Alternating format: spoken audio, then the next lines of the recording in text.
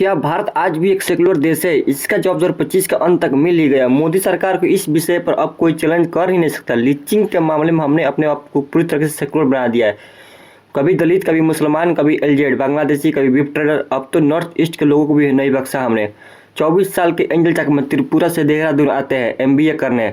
अपने क्लास में सबसे पहले प्लेसमेंट होती है उनकी एक फ्रेंच एमएमसी में, लेकिन 9 दिसंबर को सब कुछ बदल जाता है जब वो अपने भाई माइकल के साथ शॉपिंग करने जाते हैं। कुछ गुंडों की दोनों भाइयों के साथ कहासुनी हो जाती है। गुंडे दोनों को चाइनीज और मोमो का गाली बकते हैं।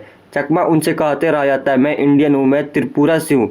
वे वहाँ से निकलने की कोशिश भी करता है, लेकिन गुंडे उसके साथ भाई को माइकल के सिर पर वार करते हैं और उसके बाद चाकू से एंजल को मारते हैं।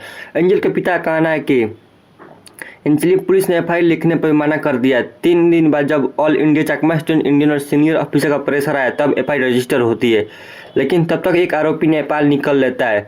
एंजल 17 दिनों तक अस्पताल में अपनी जान के लिए लड़ता है, लेकिन 26 दिसंबर को उसकी मौत हो जाती है। त्रिपुरा में इस वारदात के बाद काफ़ी आक्रोश है, होना भी चाहिए। जब चाइना नॉर्थ ईस्ट के हिस्सों को अपनी बताती है तब मोदी सरकार तिलबिला उठती है, लेकिन अपने ही भाइयों को जब हम चाइनीज मोमो कहते हैं तब सरकार चुप बैठकर देखती है। किसी को कोई पनिशमेंट नहीं होती। बांग्लादेश में लिचिंग होने के बाद हमारी रूह कांप जाती है, लेकिन आए दिन हमारे रेशियल अटैक, रिलीजियस लिचिंग तब जब होती जब हम चादर तान कर सो जाते हैं। ठीक ही कहा था एक नॉन बायोलॉजिकल महापुरुष ने।